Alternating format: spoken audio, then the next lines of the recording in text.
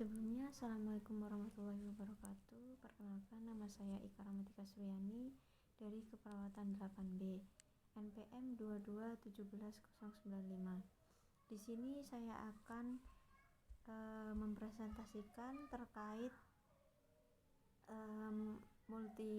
multiple fracture, laporan pendahuluan, yaitu yang pertama ada konsep dasar itu yang pertama definisi multifraktur. Fraktur adalah rusaknya kontinuitas tulang dan jaringan di sekitarnya yang bersifat komplit atau inkomplit karena stres atau tahanan yang berlebihan pada tulang yang mengakibatkan dislokasi sendi, kerusakan jaringan lunak, saraf, dan pembuluh darah. Multiple fracture adalah trauma tulang pada lebih dari 2 fraktur yang disebabkan oleh ruda paksa, misalnya kecelakaan, benturan hebat yang ditandai dengan rasa nyeri, pembengkakan, deformitas. Yang kedua ada etiologi. Adapun penyebab dari fraktur yaitu yang pertama ada trauma. Trauma itu bisa disebabkan karena trauma langsung dan trauma tidak langsung. Untuk trauma langsung itu menyebabkan patah tulang pada titik terjadinya kekerasan. Nah, dengan demikian sering bersifat fraktur terbuka dengan garis patah melintang atau miring. Yang kedua, trauma tidak langsung itu menyebabkan patah tulang di tempat yang jauh dari tempat terjadinya kekerasan, dan yang patah biasanya adalah bagian yang paling lemah dalam jalur hantaran vektor kekerasan. Kemudian ada juga yang disebabkan kondisi patologi. Itu karena kekurangan mineral sampai batas tertentu pada tulang dapat menyebabkan patah tulang. Contohnya osteoporosis, tumor tulang, atau tumor yang menyerap kalsium. Kemudian bisa juga disebabkan karena mekanisme cedera. Yang pertama itu ada hiperekstensi atau kombinasi distraksi dan ekstensi. Hiperekstensi ini jarang terjadi di daerah torakolumbal, tetapi sering pada leher. Selanjutnya yang kedua ada fleksi trauma. Ini terjadi akibat fleksi dan disertai kompresi pada vertebrata. Yang ketiga fleksi dan kompresi. Ini digabungkan dengan distraksi posterior kombinasi. Fleksi dengan kompresi anterior dan distraksi posterior dapat mengganggu kompleks vertebrata pertengahan di samping kompleks posterior. Kemudian ada juga pergeseran aksial atau kompresi. Yang selanjutnya ada rotasi fleksi. Ini cedera spina. Yang paling berbahaya adalah akibat kombinasi fleksi dan rotasi. Akibat dari mekanisme ini terdapat pergeseran atau dislokasi ke depan pada vertebrata di atas dengan atau tanpa dibarengi kerusakan tulang. Kemudian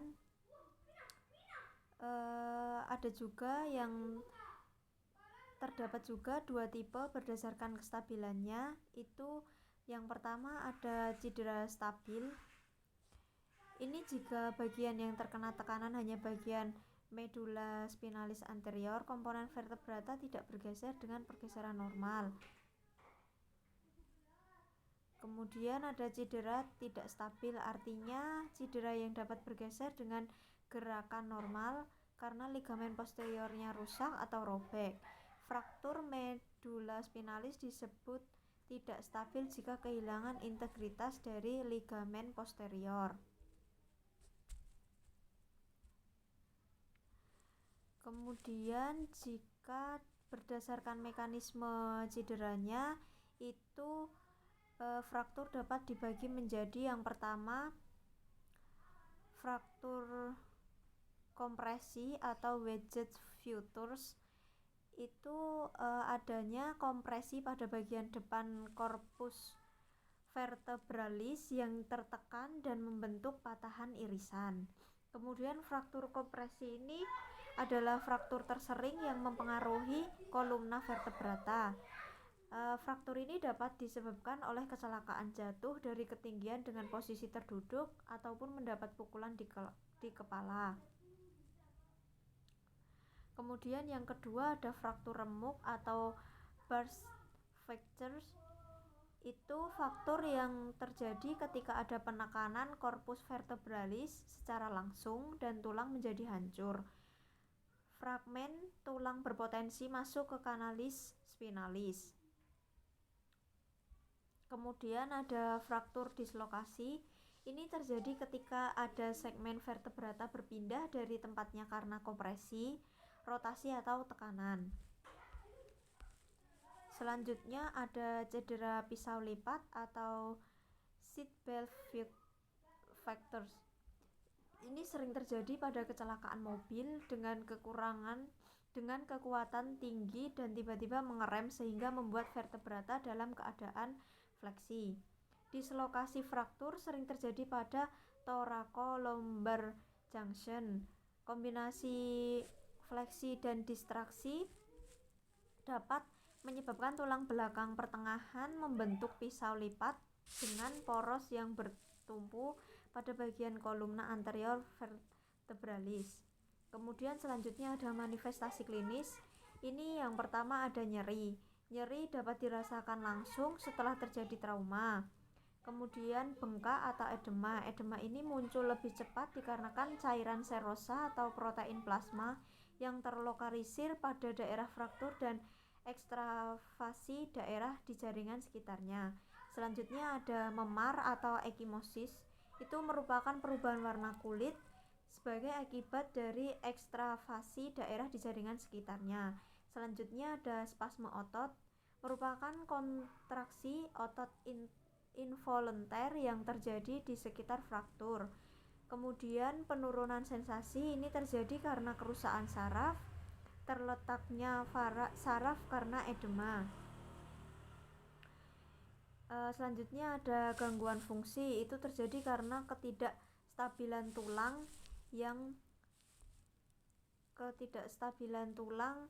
yang fraktur, nyeri atau spasme otot. Kemudian ada paralisis dapat terjadi karena kerusakan saraf. Nah, selanjutnya ada mobilitas abnormal. Ini terjadi pada bagian yang pada kondisi normalnya tidak terjadi pergerakan. Selanjutnya ada krepitasi, rasa gemeretak yang terjadi jika bagian tulang digerakkan. Yang terakhir ada deformitas. Ini abnormalnya posisi dari tulang sebagai hasil dari kecelakaan atau trauma dan pergerakan otot yang mendorong fragmen tulang ke posisi abnormal. Ini akan menyebabkan tulang kehilangan bentuk normalnya. Yang keempat ada komplikasi. Komplikasi ini yang pertama ada komplikasi awal. Itu yang pertama kerusakan arteri. Ini pecahnya arteri karena trauma bisa ditandai dengan tidak adanya nadi, CRT menurun, sianosis bagian distal, hematoma yang lebar, dan dingin pada ekstremitas yang disebabkan oleh tindakan emergency splinting. Perubahan posisi pada yang sakit, tindakan reduksi dan pembedahan. Yang kedua ada compartment syndrome. Compartment syndrome merupakan komplikasi serius yang terjadi karena terjebaknya otot, tulang, syaraf, dan pembuluh darah dalam jaringan parut. Hal ini disebabkan oleh edema atau perdarahan yang menekan otot, syaraf, dan pembuluh darah. Kemudian ada fat embolism syndrome. Adalah komplikasi serius yang sering terjadi pada kasus fraktur tulang panjang. FES ini karena sel-sel lemak yang dihasilkan bone marrow kuning masuk ke aliran darah dan menyebabkan tingkat oksigen dalam darah rendah yang ditandai dengan gangguan pernafasan, takikardi, hipertensi, takipneu, dan demam. Kemudian ada infeksi. Pada ortopedik, infeksi dimulai pada kulit superficial dan masuk ke dalam. Ini biasanya terjadi pada kasus fraktur terbuka, tapi bisa juga karena penggunaan bahan lain dalam pembedahan seperti pin dan pelat. Kemudian selanjutnya komplikasi dalam waktu lama. Itu yang pertama ada delayed anion. Delayed anion ini merupakan kegagalan fraktur berkonsolidasi sesuai dengan waktu yang dibutuhkan tulang untuk menyambung. Hal ini disebabkan karena penurunan suplai darah ke tulang. Yang kedua ada non-anion, merupakan kegagalan fraktur berkonsolidasi dan memproduksi sambungan yang lengkap, kuat dan stabil setelah 6-9 bulan. Non-anion ditandai dengan adanya pergerakan yang berlebih pada sisi fraktur yang membentuk sendi palsu atau pseudoartorisis. Ini juga disebabkan karena aliran darah yang kurang. Yang ketiga ada malanion. Malanion ini merupakan penyembuhan tulang yang ditandai dengan meningkatnya tingkat kekuatan dan perubahan bentuk atau deformitas. Malanion dilakukan dengan pembedahan dan reimobilisasi yang baik. Yang kelima ada patofisiologi. Patofisiologinya itu bisa disebabkan karena trauma langsung atau tidak langsung. Kemudian akan terjadi fraktur multiple. Selanjutnya akan mengalami konservatif. Nah, setelah mengalami konservatif ini bisa dilakukan tindakan dengan memberikan bidai, gips atau traksi.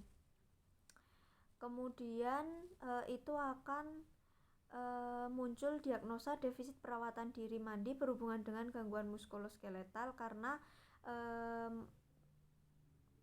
bisa mengalami kelemahan. Selanjutnya ada juga dari trauma langsung atau tidak langsung itu bisa menyebabkan fraktur multiple. Kemudian saraf tersebut yang mengalami fraktur akan mengalami nyeri. Nah, kemudian akan muncul nyeri, diagnosa nyeri. Yang keenam ada pemeriksaan penunjang. Itu yang pertama bisa dengan pemeriksaan ronsen untuk menentukan lokasi luasnya fraktur atau luasnya trauma.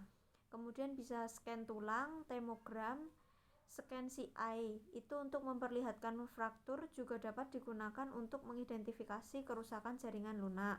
Selanjutnya ada hitung darah lengkap. HB bisa terjadi meningkat atau menurun. Kemudian untuk kreatinin, ini untuk mengecek trauma otot meningkat beban kreatinin untuk ginjal. Ada juga profil koagulasi. Ini perubahan dapat terjadi pada kehilangan darah, transfusi multiple, atau cedera pada hati. Yang ketujuh ada penata laksanaan. Ada 4 prinsip dasar yang harus dipertimbangkan pada waktu menangani fraktur. Yang pertama itu ada rekognisi. Itu pengenalan riwayat kecelakaan. Misalnya apakah ada patah atau tidak. Nah, untuk menentukan perkiraan tulang yang patah, kebutuhan pemeriksaan yang spesifik, kelainan bentuk tulang, dan ketidakstabilan. Yang kedua ada reduksi. Ini cara pengobatan fraktur secara reduksi. Yang pertama dengan pemasangan gips untuk mempertimbangkan posisi fragmen fraktur. Yang kedua pemasangan traksi untuk menanggulangi efek dari kejang otot serta meluruskan atau mensejajarkan ujung tulang yang fraktur. Yang ketiga ada reduksi tertutup. Digunakan traksi dan memanipulasi tulang itu sendiri, dan bila keadaan membaik maka tidak perlu diadakan pembedahan. Kemudian ada reduksi terbuka. Ada beberapa fraktur perlu pengobatan dan pembedahan secara reduksi terbuka. Ini dilakukan dengan cara pembedahan. Yang kedelapan itu untuk penentuan diagnosanya, saya mengambil diagnosa nyeri akut berhubungan dengan agen cedera fisik. Yang kedua ada defisit perawatan diri mandi berhubungan dengan gangguan muskuloskeletal. Untuk diagnosa yang pertama yaitu nyeri akut berhubungan dengan agen cedera fisik, itu NOK-nya setelah dilakukan asuhan keperawatan selama 1x24 jam diharapkan nyeri dapat teratasi dengan melakukan kontrol nyeri dan tingkat nyeri. Untuk NIC-nya saya memberikan manajemen nyeri dan pemberian obat secara oral.